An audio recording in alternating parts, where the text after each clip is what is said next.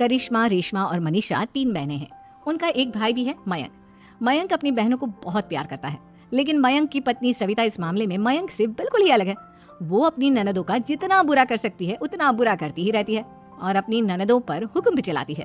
करिश्मा, करिश्मा, तुमने अभी तक नाश्ता नहीं बनाया? तुम्हारे भैया को ऑफिस जाने में देर हो रही है। हाँ भाभी, बस अभी बनाती हूँ। करिश्मा, तुम ये ढीलापन छोड़ दो। कल को पराये घर जाना है। वहाँ अगर तुम इस तरह से काम करोगी तो लोग क्या कहेंगे कि माँ ने और भाभी ने कुछ सिखाया नहीं। और तुम्हारी दोनों बहनें कहाँ है? अब रेशमा मार्केट गई है और मनीषा सो रही है। क्या? सुबह के 8 बज रहे हैं और ये महारानी अभी भी सो रही है? ये कहते हुए सविता अपनी सास दुर्गा देवी के पास जाती है। माँ जी, देख रही हो अपनी बेटियों के तौर तरीके? क्या हुआ बहू, सुबह सुबह क्या कर दिया मेरी बेटियों ने? अरे एक तो अभी अभी उठकर किचन में गई है, दूसरी सुबह सुबह बाहर चली गई और तीसरी अभी तक सो रही है। क्या करूं मैं इन तीनों का, मैं तो परेशान हो गई हूँ। जा जाकर उठा उसे और रेशमा से मैं बात करती हूँ। सविता सीधा मनीषा के कमरे में जाती है और उससे कहती है, महारानी जल्दी उठो, सूरज सर पर आ गया है। भाभी थोड़ी देर और सोने दो ना, मैं रात को लेट सोई थी। वो क्या ना, यूनिट टेस्ट चल रहे हैं। शराफत से उठती है या नहीं, या फिर पानी की भरी बाल्टी डालूं तेरे ऊपर? नहीं भाभी, मुझे बिस्तर में नहीं लाना, उठती हूँ मैं। मनीषा जल्दी से उठकर बाथरूम में चली जाती है। सभी आराम से बैठकर नाश्ता कर रहे होते कि तभी रेशमा बाजार से हाथ में सामान लिए आ जाती है। रेशमा को देखते ही सविता उस पर बरस पड़ती है। लो, आ गई महारानी। ऐसा भी क्या सामान लाना था जो सुबह आंख मलते ही बाजार की तरफ रवाना हो गई? भाभी, कल आप ही तो चीख रही थी कि घर का सारा सामान मुझे ही लाना पड़ता है, घर में किसी को भी किसी काम से कोई लेना देना नहीं है। अब मैं बाजार जाकर सामान ले आई तो आपको इस बात से भी तकलीफ हो रही है? देख रही हो माँ जी, अपनी बेटी की जुबान कैंची से भी तेज चलती है। और मयंक, आप तो कुछ कहेंगे नहीं अपनी लाडली बहन को। रेशमा, अपनी भाभी से ऐसे बात नहीं करते। चलो माफी मांगो। भैया, मैं क्यों माफी मांगू? आप भाभी से बोलिए ना कि हम पर कम हुक्म चलाया करे। हम इस घर की बेटियां हैं और आपकी पत्नी की ननद है, नौकरानी नहीं। लो कर लो बात। इनकी भलाई के लिए कुछ भी बोलो तो इन्हें बुरा लग जाता है। इस घर में यही इज्जत है मेरी। देख लो माँ जी, आपकी बेटी किस लहजे में मुझसे बात कर रही है। सविता वहाँ से चली जाती है। मयंक को बहुत गुस्सा आता है, वो भी वहाँ से चला जाता है। फिर करिश्मा रेशमा को समझाती है, रेशमा, तुम्हें भाभी से माफी मांग लेनी चाहिए थी ना। लेकिन दीदी, मैंने कुछ किया ही नहीं, तो मैं माफी क्यों मांगू? हाँ करिश्मा दीदी, रेशमा दीदी जैसे ही घर में आई भाभी ही उन पर चिल्ला रही थी। हाँ, मैं मानती हूँ कि गलती भाभी की थी। मैं तो इसलिए बोल रही हूँ कि भाभी ने माँ को तो पूरी तरह अपने वश में कर लिया है। वो हमारी बात सुनती ही नहीं। मयंक भैया हमारे लिए हमेशा खड़े रहते हैं, इसलिए उनकी बात का मान तो तुम्हें रखना चाहिए था ना। कोई फायदा नहीं दीदी, कुछ दिनों की बात और है, भाभी उन्हें भी हमारे खिलाफ भड़का देंगी। फिर वो भी माँ की तरह हमारी किसी बात का विश्वास नहीं करेंगे। इसी तरह सविता अपनी तीनों ननदों को किसी न किसी बात पर परेशान करती रहती थी। एक दिन मयंक अपनी तीनों बहनों के लिए गिफ्ट लाया। करिश्मा, ये तुम्हारे लिए हार का सेट। रेशमा, तुम्हारे लिए सुंदर सी ड्रेस। और मनीषा, तुम्हें किताबें पसंद है ना, तुम्हारे लिए किताबें लाया हूँ। थैंक यू भैया। थैंक यू भैया। थैंक यू भैया। करिश्मा, तुम्हारा नेकलेस कितना सुंदर है, ये भैया कहाँ से ले आए होंगे?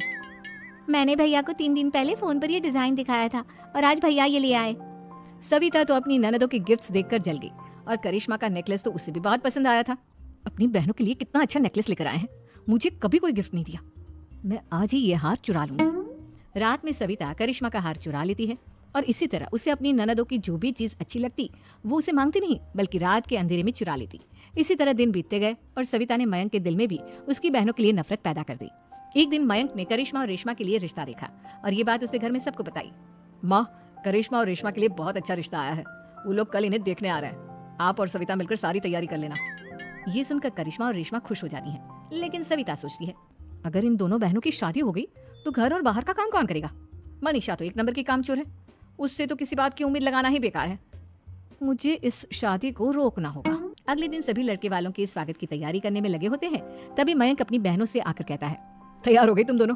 देखो, दोनों लड़के बहुत अच्छे हैं, मैं कोई कसर नहीं छोड़ना चाहता, इसलिए तुम उनके सामने अच्छे से बिहेव करना और अपनी भाभी से लड़ने मत लग जाना।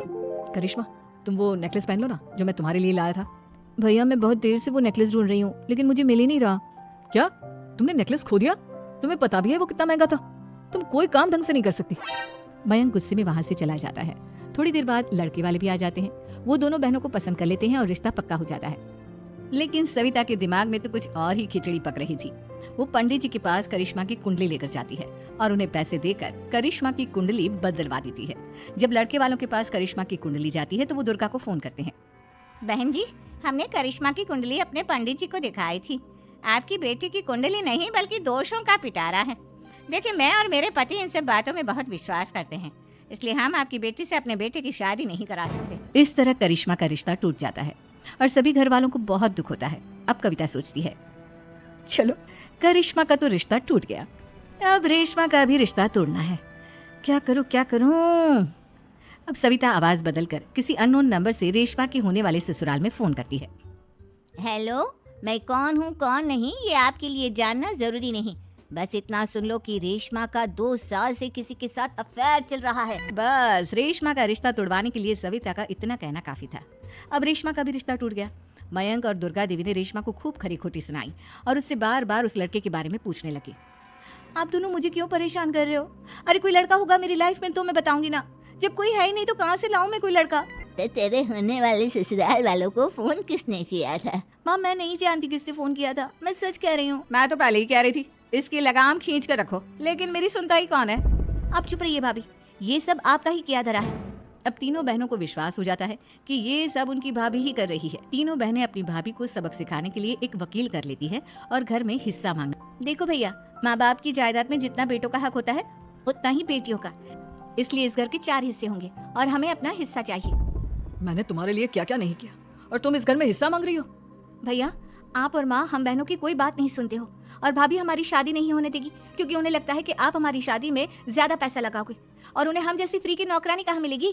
तो हम भाभी के साथ तो रह नहीं सकते, हम बहनों को अपना हिस्सा चाहिए। अरे तुम्हें शर्म आनी चाहिए अपनी भाभी पर ऐसा इल्जाम लगाते हुए। वो तुम्हारे बारे में कितना सोचती है। हाँ माँ, भाभी हमारे बारे में बहुत सोचती है, दिन रात बस यही सोचती रहती है कि किस तरह से अपनी तीनों ननदों को परेशान करूं और कभी मुझे पढ़ने भी नहीं देती। दोनों बहनों का रिश्ता भी तो इन्होंने ही तोड़वाया है और रात में हमारे कमरे में आकर हमारी चीजें भी चुराती हैं। इसी तरह सविता की तीनों ननदें अपनी बात पर अड़ी रही। अब कोर्ट में तारीख भी शुरू हो गई। जब सविता को लगा कि उसकी तीनों ननद इतनी आसानी से नहीं मानने वाली, तो उसने अपने पति और सास को सारी सच्चाई बता दी और अपनी तीनों ननद से माफी मांगी। मयंक और दुर्गा को भी अपनी गलती का एहसास हो गया। अब सविता खुद करिश्मा और रेशमा के लिए अच्छा रिश्ता ढूंढती है और उनकी शादी करवाती है। उम्मीद है कि आपको हमारी ये कहानी पसंद आई होगी। कृपया हमारे चैनल को सब्सक्राइब करें और सभी अपडेट्स के लिए बेल आइकन जरूर क्लिक करें। और हाँ, वीडियो लाइक और शेयर करना मत भूलिएगा। Bye bye.